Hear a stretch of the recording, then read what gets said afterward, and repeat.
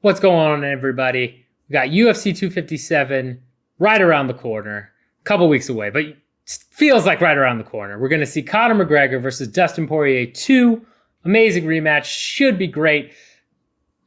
But there's something that might be missing that I don't know. Do you hear that? Hear that, Matt? Oh, that's the champ, Khabib Nurmagomedov, saying that his belt is probably vacated, and it's Conor versus Poirier is going to be for the actual 155 belt. Now, Dana has said he's going to convince Khabib next time they talk to come back, go out in 30-0, come back for one more fight. So no plans for a belt as of right now. But after that statement, and it looking like Khabib is not coming back anytime soon, Matt, do you think we might get the 155-pound belt on the line at McGregor versus Poirier 2? Are you buying this or are you selling this? I don't know right now. Honestly, I don't. I mean, it should be. If Khabib is retired, then the belt should be up for grabs.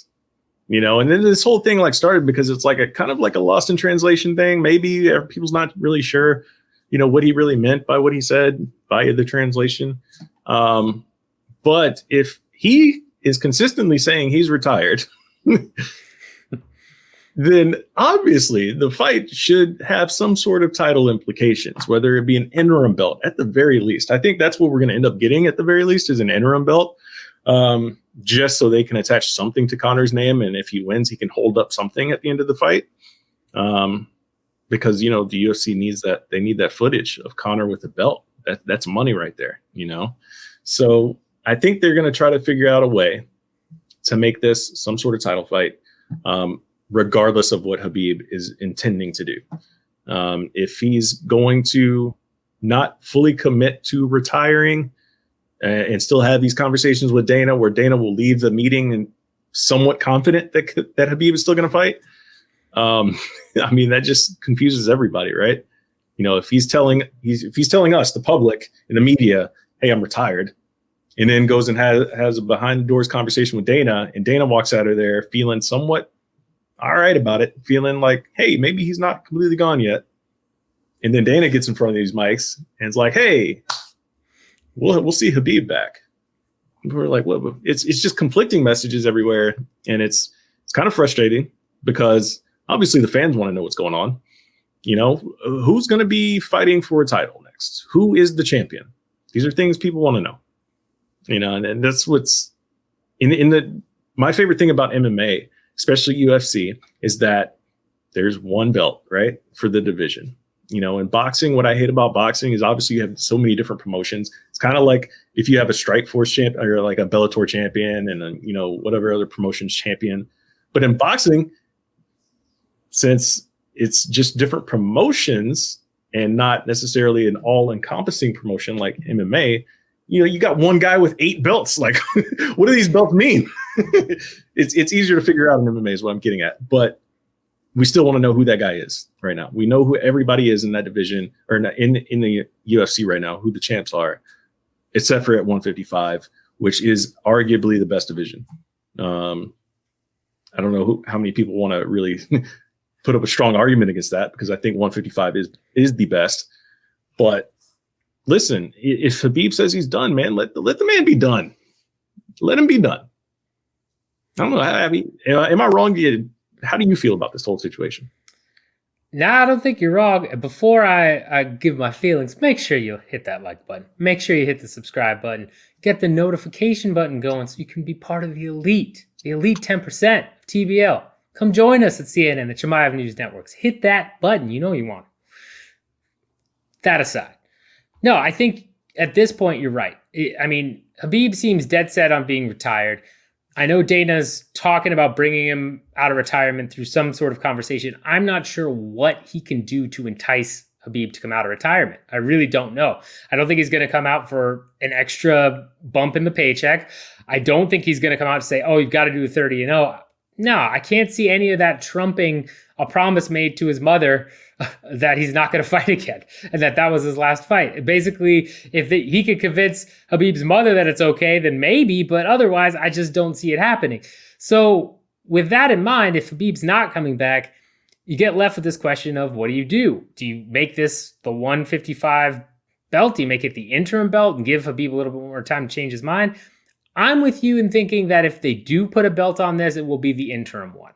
And I think the reason is, A, Dana really wants Khabib back. That is clear as day. Whether or not he's going to actually come back, Dana is fighting hard to get Khabib back in the octagon. I think he's going to draw that possibility out as long as possible. An interim belt allows that to happen.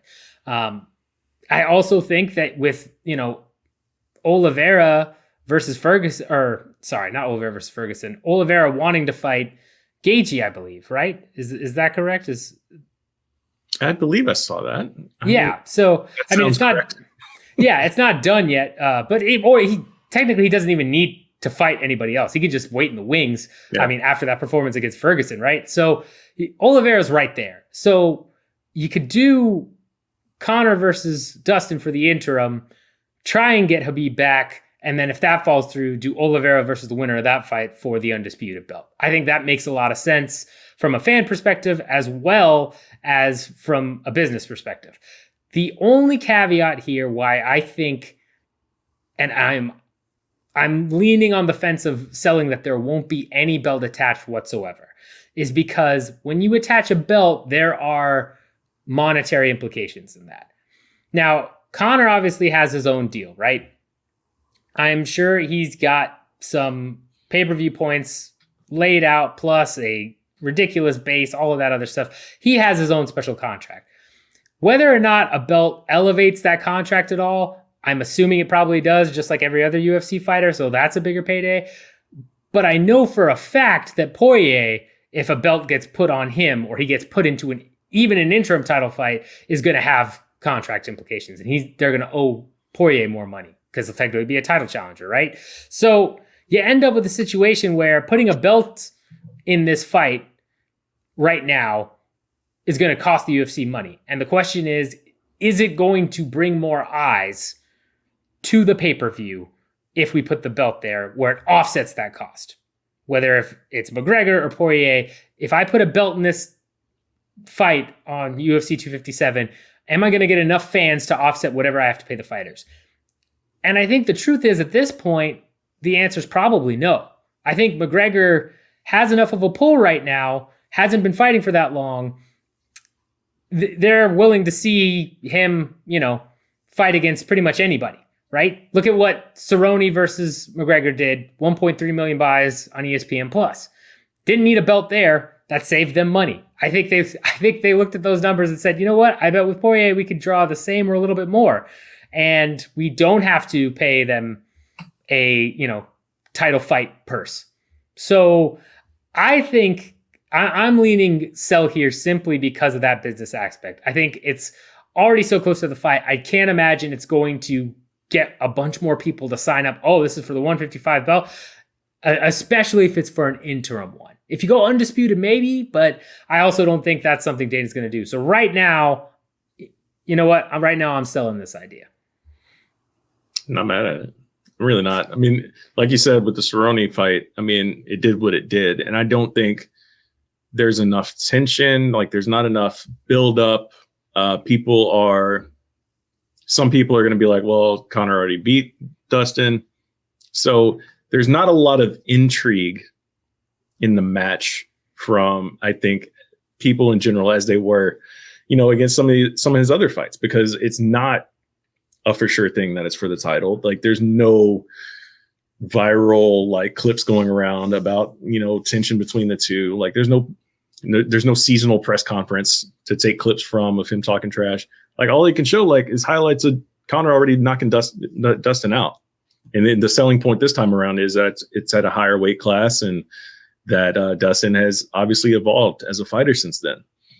Is that enough to get a whole another million people interested? I don't think so. If you attach the belt, I think it will do a little bit more. I don't know if, to your point, it will do enough to offset the cost that you're going to have to pay, considering especially, hey, there's no gate. There's no live gate right now. It's going to be just pay-per-view buys.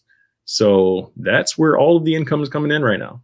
that and whatever TV contract deals you're getting, globally.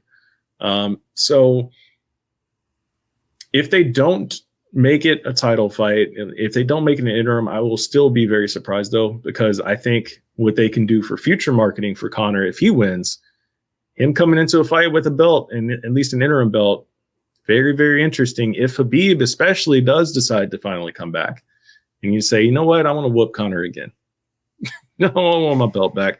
Just give me Conor again. And then you can show all the stuff that happened between them all over again. What happened at the very end of the fight? You can start asking Conor again about that moment after the fight was over where Khabib jumped the cage and jumped on his boys. There's so much there that can get people interested in that rematch. Yeah, I think a Conor Khabib rematch is gold to the UFC. And I think they know that. And to your point, right now we've got no gate. I can't imagine them doing that matchup without, fans. That seems foolish. Even though that kind of escalated into what it did last time, you'd best believe if they're doing a Conor versus Khabib 2, they are definitely doing it with fans and they're selling tickets at higher prices than they probably ever have. Although I'm glad you brought up no gate for this particular fight, because that is something, while we disagree on whether or not there might be a belt there, at least where we're leaning, although I'm not mad at your assessment either. I think that makes a lot of sense. I will say that there had been talk for a while about having certain individuals being in attendance for fights on Fight Island, where this is going to take place. That, I think, is probably going to happen. I think you're going to get very rich patrons in Abu Dhabi to attend this fight. And I think the UFC is going to sell those passes at ridiculous prices, because I imagine doing a Conor fight without any gate whatsoever seems foolish, even though it is a small percentage of their overall revenue. As we've gone over with all the new broadcast deals, with the new ESPN Plus pay-per-view deal, we're talking, at max 10%, but really it's much closer to like 3 to 5, somewhere in there. But of that 3 to 5% gate, I'm pretty sure that McGregor makes up at least half of it with his fights and the way that they sell things. So I gotta imagine that they're going to work something out to get some high profile individuals to attend that fight live, because I'm sure there are people that will pay really good money to see that up close, especially when there's not a lot of people there, right? So I think that'll probably end up happening here, regardless of if there's a belt or not. All right, let's get silly for a second here. Let's get silly. Let's get real silly. Okay. So Dana White, the man that literally acquired an island or a peninsula to hold fights across the globe, right? Leased it through the Abu Dhabi Tourism Board. Yes, go on. Yeah, yes. Acquired a long rental space, whatever, however you want to phrase it. That man did something so significant to keep fights going, right? Conor McGregor brings in a lot of interest, as we know. What could Dana do to ensure that there is some sort of gate, a significant gate, right? I could see Dana White putting in a call to Donald Trump, his good buddy, who is still the president for the time being. Hey, I need an allotment of vaccines. We're going to vaccinate our crowd. We're going to have a gate for Conor McGregor versus Dustin Poirier. It could happen. I'm just saying. Just getting silly, throwing it out there. I mean, that would be hilarious for a couple of reasons. For a lot of reasons. Yeah, a lot of reasons. It's possible. I can't see it happening because of the besides the fact that, you'd be skipping over a lot of healthcare workers and a whole bunch of people to give the vaccine into Dana's hands, which, that's not unbelievable at all. Giving it to because the crowd would almost certainly be from people from living in Abu Dhabi, right? Or celebrities of that type. That would not go over well, because you'd essentially be giving vaccine away to foreign nationals, I'd imagine. Also, you've got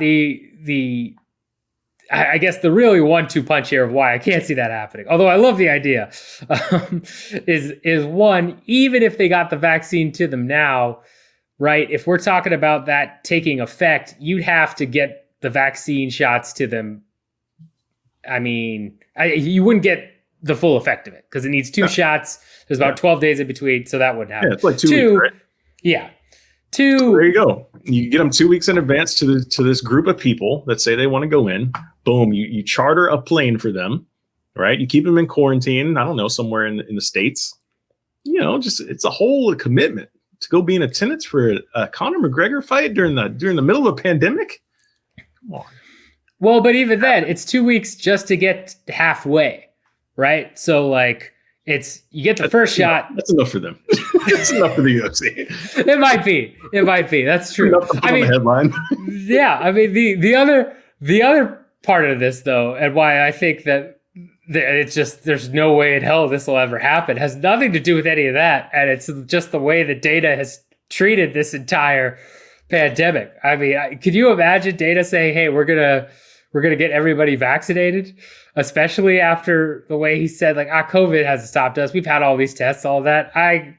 Honestly, I think if they want to have a gate, I think they'll probably just test people on their way in, and that'll be that. And it's very possible with Abu Dhabi's rules, and actually extremely possible with Abu Dhabi's rules, probably what you're looking at is people would start to quarantine coming up here this week, would be in that bubble with everybody else, right? Because the bubble there is very strict. Their quarantine rules there are extremely strict.